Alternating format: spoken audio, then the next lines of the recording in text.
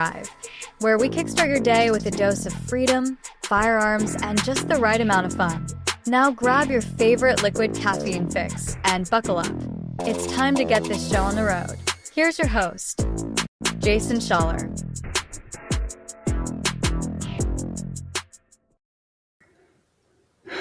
Good morning, everybody. It is Thursday, June 26, 2025.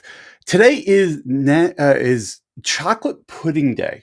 So when I was getting things ready for the show this morning, it kind of that popped up, and I thought it was a little fun because I mean you really never think of chocolate pudding day, and it brought me up this story from SHOT this year. So there's a bunch of us that share a house, right? And so we go shopping for our food for the week, uh, and and one of the guys at the house, we're going through the store, and they had like this pick bin of pudding, and it was like 10 for 10. He bought like 20 puddings, and it was funny um, because he put them out for everybody to eat, and we're like, "Man, there's no way we're going to get through all this pudding." And in that week, somehow that pudding like disappeared. So it was kind of funny. I saw that and just thought of that story.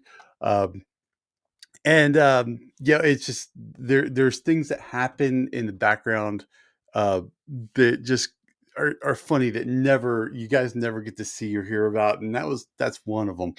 So, anyways, it is chocolate pudding day, so think of chocolate pudding all day. Uh, let's kick off with a little bit of trivia. We're going to give you a trivia question, then we're going to answer the question at the end. See if you know what the answer of this is. So, in the movie Die Hard, what iconic pistol did Hans Gruber carry? So, I know when we think of Die Hard, we think Beretta, right? But think about Hans Gruber's pistol. We're going to answer that on the backside of the question. Backside of the show. So we have some 2A news here to break down for the week. Texas red flag law ban, which is SB 1362. So Texas is going through and banning red flags. So this is kind of an interesting one. This is a new one. Our great friends out of Texas are thinking a little ahead. So for those of you who don't know what a red flag is it's a they can they can come in and take your firearms if they feel that you are a threat. Right? There's no due process. They can come in, take the guns, and so Texas is trying to make sure that everything's going through due process, and so they're banning red flag laws down there. Um, Dependent, however you feel one way or another. Me personally, I think this is a good thing. I don't think that we should be um, doing away with due process. So they passed this law, and the one thing that's really kind of cool about it is they also decriminalized certain short-barreled firearms in the red flag law. So it that's that I find that interesting. They're they're they're thinking a lot ahead, but they didn't stop there. They put a ban on local gun buyback programs. Now, I'll tell you, I have mixed feelings about the gun buyback programs. Um, on one hand, I think it's good, and on the other hand, I think it's kind of evil too at the same time. Um, the thing I like about the gun buyback programs is that you can take a firearm to the police, and get your token $50 gift card, right? And there's no questions asked. I think there needs to be a method of if you want to turn in a firearm, that there is no questions asked. You don't need to just go to a gun buyback program. Let's just say for some reason, I don't know, you end up into like a family member's estate, and you find a prohibited firearm, there needs to be a method of turning that in without you getting in trouble, right? Or fear of getting in trouble. On the other side is, they using taxpayer money. This is the problem I have, is using taxpayer money to buy firearms to go destroy them. I have a problem with that. So, I mean, really, if you have a firearm you would like to sell, worst case scenario, go to a gun dealer. You'll get more money if you go to a gun dealer and have this thing turned in. I understand that there are some people that may have a physical, or not, I want to say physical. There's something that happened, like either a suicide, or a defensive shooting, and they just don't want this gun around. Hey, look, there are organizations out there for that. If you want to get rid of it, you don't have to turn it into the police. There's I think it's called the Centers for Unwanted Firearms. You can turn in a firearm to them. They will get that in. They will rehome a firearm for you. So I get that that is a problem. There are other solutions here that private industry has taken care of, and we don't need the government getting involved. So that's why I'm saying I'm having a little bit of problem with the government doing this type of stuff. Any government's doing this type of stuff. Let's see here. Let's go to Colorado. So Colorado has been doing a lot of interesting stuff. We'll leave it at that. Um, they have an under 21 firearms ban. So there's been a lot of push about at the state levels of that, the restriction of handguns to someone who's under 21 is not lawful, right? You need to be 21 to have it. So, a lot of this is being pushed by, um, let's just say, left leaning, advocates. And here's the problem I have with this, right? I mean, this is the same thing I have with alcohol. So we have people pushing that you can join the military at 18, right? Be trained to kill people at 18 to, protect your country. Carry fully automatic weapons. I mean, and some really big and, destructive weapons on top of that. But they're not allowed to have a beer or a glass of wine or a shot of whiskey. So you're okay with them giving up their life to protect the country while shooting, some of the most destructive devices in the world, but they can't own a handgun. That just doesn't make sense to me. But what's so funny is they're like, "Oh yes, but these people are not mentally mature enough to own a handgun. They're allowed to own a rifle, but and this ban, I believe, is trying to do everything to do away with gun rights. Period. Right? So, but what's so funny is they're like, oh, these people are not mature enough to own a handgun before they're 21. So what happens magically at 21, right? That they become mature enough. The second thing we have there is, what about them pushing for voting down to 16? So they're not mature enough to own a firearm at 21, but they're mature enough to vote at 16. So you can see why I'm having problems with this. But anyways, a judge upheld the Colorado law requiring buyers to be 21 or over. So we also have the DOJ. So the DOJ says assault weapons and mag bans may be unconstitutional. So this is kind of weird because we've had the whole case go up to the Supreme Court. Supreme Court failed to hear that, which put in place the Maryland law, right? So now the DOJ says this might be unconstitutional. Um, Look, and this is the problem I've talked about before. We can't just say, hey, look, we have policy. There needs to be laws, right? I mean, this needs to be settled. There is no way that we can keep every 4 years reinterpreting the law. It's the law.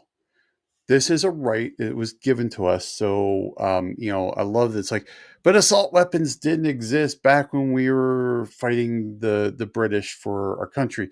Yeah, they did. If you want to, your by your definition of an assault weapon, they did exist. They were muskets. They were the most leading technology and firearm of the time. So we need to get this one settled. The Supreme Court chickened out, um, and well, that's the way it is. We also have out of India, of all places, India has attached an AK-203 rifle to a drone. So we're weaponizing drones even farther.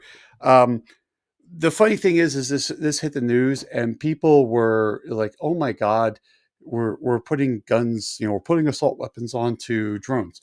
Funny thing is you just got to go back to the old days of FPS Russia. He did this a long time ago on YouTube.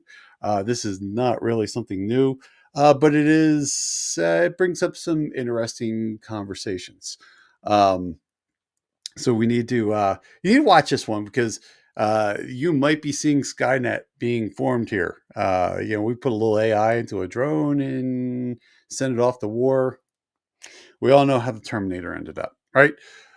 So that there's our news out there, and so we've had some very very interesting things going on out there. Um, let's talk a little bit about Tuesday's show.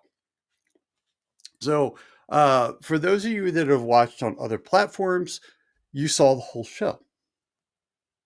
But those of you that are watching on YouTube got about 8.5 minutes of the show. You didn't get the whole show.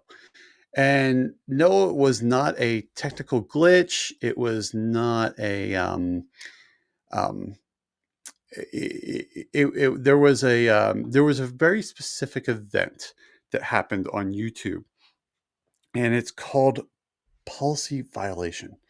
And no, there was no policy violation, but they said I violated policy and they cut off the live stream, um, which was interesting, right? So I fought that, and of course they sided with themselves and kept up, up YouTube right now. Um, I fought it. It got shut down. The appeal got shut down, and that was sorry. It's just I can only do so much, right? So they said that I was handling a firearm live, or I was transporting a firearm. So you can't handle a firearm live on the show, and you can't transport a firearm live. So not in a vehicle. I mean, you can see I'm in the studio, right? This is just a different angle of the studio you guys don't typically get to see. So I was obviously not transporting a firearm. And when they cut it off, I was looking down the bench. So a firearm wasn't even within 6 feet of me, even yet an unloaded firearm. Um, and they decided to cut that off. So I don't know. I fought it. I lost. Sorry for those of you on YouTube. And just what I found was really interesting is that was the day of the YouTube shorts that that I talked about, the trifecta of social gun control. You've If you've watched the channel, watched the podcast, you've heard me talk about this a few times. I originally brought this subject up about 3 years ago, a little over 3 ago, because of something that happened to me on YouTube, of all things. Um, so that was scheduled. I mean, look, I have a program that schedules out all of my YouTube stuff and my social media content. So that was scheduled days before that live, and then it was coincidental that hours before that hit, um, Yeah, well, it hit me again. So, anyways, the controlling of the message hit me. So I did not do that YouTube short because of that event. It just, it was just, it just happened. It was just really weird timing. Um, Now, I mean, if you want to go all, well, let's just say conspiracy theory, you could say that YouTube knew that that was coming up because, it was scheduled, but you'd be wrong. YouTube did not know that that was being scheduled because of the scheduling platform. So this thing was on the scheduling platform for days. So YouTube didn't know it was coming until it actually went live. So that is, there is no conspiracy theory there. They just either the AI or somebody saw something and just wanted to shut it down. Don't know why. It just, it's weird, right? So yes, if you have not seen the show, right? If you want to see the rest of the show, there are other platforms it is on. Like today, we are live streaming to YouTube, Rumble, and both my Facebook pages. So take it for what it's worth. You can see the show on other platforms. Um, Eventually, what I'm going to do is I'm going to be ripping the audio off of these shows, and we're going to be putting them onto the podcast platform. I wanted to get a couple of shows in, work out some bugs. Today, I won't say I have the bugs completely worked out with starting the show, but today went a lot smoother than it has the past 2 days for the first two shows of this thing. Um, yeah, so you'll be able to pick it up on the audio side afterwards. Uh, let's see here. I am just going around, looking around. So it looks like we have a few people out there on YouTube watching. We got a couple of people out there on Rumble. Interesting thing, I brought up Rumble. I am currently at 999 followers, just one away from 1,000, little milestone over there. So make sure you check out Rumble as well. I know Rumble is not the easiest platform to find videos on, but it's really cool. There is my good buddy Shooting Gallery New England. What is happening, Joe? Man, what's going on? You should be almost to work by now. But thanks for stopping in on the show there. Um, so yeah, so definitely go throw a follow out there. Let me help me just push me over that 1,000 mark on Rumble. Uh, let's see here. What else we got going on? We already talked about chocolate pudding, but let me ask you a quick question here. When they silence you without passing a law, is that really freedom? I mean, I realize I just asked a loaded question, um, but let's hear your thoughts about this because I did post out on YouTube. See here, Joe is out there.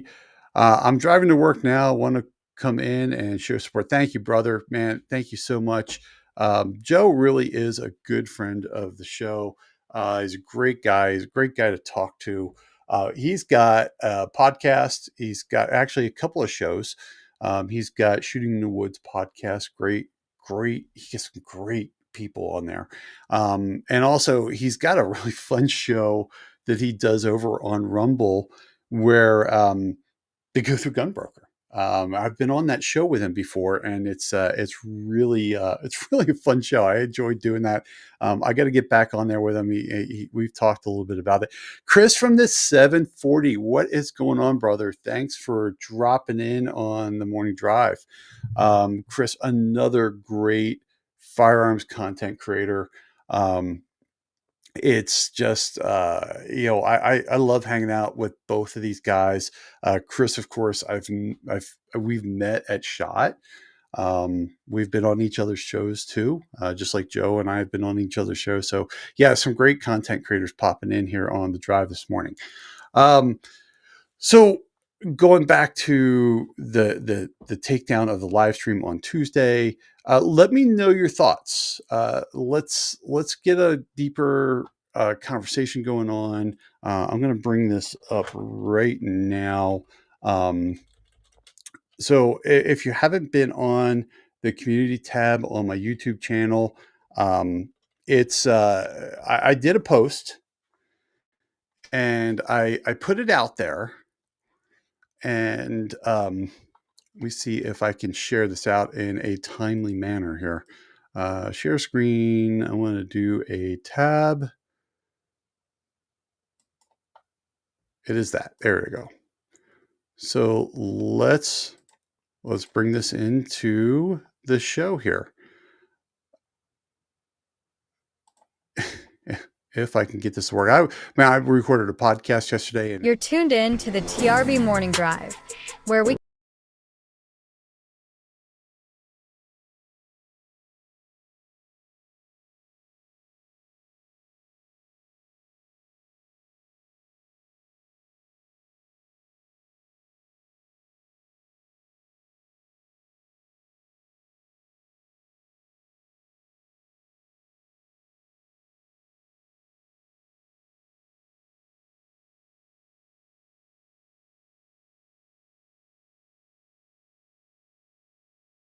I know I am a pretty big target out there for stuff. So yeah, anyways. So we're wrapping up here at about 9 minutes before I got to log in for my day job. Hint, hint, I'm already logged into my day job. It's just that I got to get to work in 9 minutes here. Let's see here. So what do you think about this stuff? Let's talk deeper about it. Go out to the community tab and let's have a discussion out there. For those of you that are not on YouTube, I'm sorry. That's just where we get the most amount of discussion on subjects. Let's talk. Speaking of the community tab, we do ask questions on community tab, and let's talk about a couple of questions that I posted out there. For those of you who listened and did not get cut off because you're on another platform, we already talked about the first question of the week. Um, but I'm going to bring it up. I'm sorry if this is a rehash for you. When you work on guns, what's your typical approach? We've all got style. Some of us plan, some of us just tear in.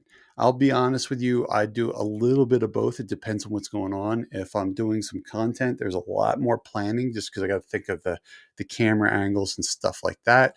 So think about this. The answers that I put out there, 81 people voted, and 62% of you said that you plan it all out first. Well, the second place was wing it and fix it along the way. I'm not going to lie. I've been guilty of that in the past. And 15% of it says just clean it. They do upgrades later. And 7% of you say start strong and get distracted. I can't lie. I've got a lot of projects that I have not finished that are sitting on the bench waiting for time, right? So yeah, thanks everyone for voting in on that. The question we had yesterday. So these happen on Monday, Wednesdays, and Fridays out there. So the question on yesterday, Wednesday, was what makes you say, yeah, this tool is a keeper? Because let's face it, man, we've all bought some crappy tools in the past. Um, so it's more than brand, it's how it earns a spot on your bench. Look, we all have our favorites, right? And we all have our biases. But when you get rid of that bias, what makes you keep a tool? So the number one answer, excuse me, is it gets the job done faster. At 40% of you voted that a tool is a keeper if it gets the job done faster. We have a tie for second was it's built like a tank. And man, I have a I have an action wrench that is built like this thing is stout. I mean, I have a cheater bar. I had a cheater bar for it because I was working on a rifle and this thing was like it was going to be a pain. Man, I didn't even pull a cheater bar out. That thing was so heavy. Um, it never slips and breaks was tied with built like a tank. And just behind is it feels right in the hand at 17%. I will tell you, ergonomics goes a long way with me because I'm in IT, and let's face it, carpal tunnel's kind of a thing. It's been creeping into my life for a while. I've been staving it off by dealing with ergonomics. Um, Ergonomics does go a long way with me. I have some screwdrivers that feel good in my hand, and may I like them. I have some that, yeah, they just don't, and but they get the job done, right? It's kind of that trade-off. So go out there on the YouTube channel. So it is youtube.com/ the rogue banshee / community, and go throw a vote out there for what tool is your keeper. So let's see what you guys think out there. I know we do have a comment on that, and that is come on. I swear I can use a mouse. It's funny. I go click on the comment. It says one comment, but there's no comment there. Don't know. Could be that conspiracy kicking in. Anyways, so go out there, vote on what tool is a keeper, and also if you haven't voted on when you work on guns, what's your typical approach. And hey, look, there are some older posts out there. Go out there and take a look at that. Like this one kicked off a little bit of discussion. This is from last week. So this would be Friday's post. When you're done with a project, what has to be right or it just bugs you? And 59% of you said reliability, right? It's got to be reliable. 20% of you said accurate. 15% said looks. And 6% of you said speed of the process. And I will tell you, this one kicked off a pretty good debate about, you know, how can it be done or finished if it doesn't achieve reliability? That was Robert Shaver 4432. He's got a good point there, right? If it's not reliable, are you done with your project? Um, and we have another comment out there of, I'm not going to say it, but let's just say he's not a big YouTube fan. We've talked about him before on comments. The paint brushes have to be absolutely clean, and the peanut butter completely cleaned off out of the chamber. He comes up with some interesting stuff. Thank you so much, guys, for commenting. Another person said, if it isn't reliable, it isn't ready for the field. Go try again. And that was Zin88. And then Dave 5833 said A, which would be reliability. So, and when I came up with this question, that was kind of the thing. I wanted to see what you guys thought. So look, I'm getting ready to make the right-hand turn into the garage here from my day job to go park the car. We are at the end of the show. So Hans Gruber, real quick before we leave, what gun did Hans Gruber have? And he had the H&K P7 squeeze cock. So if you knew that answer, awesome. You are definitely a gun geek. So as we're wrapping up here, man, I hope you guys are staying safe. It looks like YouTube kept the live stream the entire time today. Thank you for joining me today, and I look forward to seeing you guys on Tuesday. Now, I do have a podcast coming out on Monday. That was filled with all kinds of technical problems. I am working through all those technical problems in post, so definitely check out For the Love of Guns on Monday. It is not on YouTube because YouTube loves to give us strikes on that show. Go watch it on Rumble, or you can download it on your favorite podcast platform. Thanks again for joining me, and stay safe out there. See you on the next one.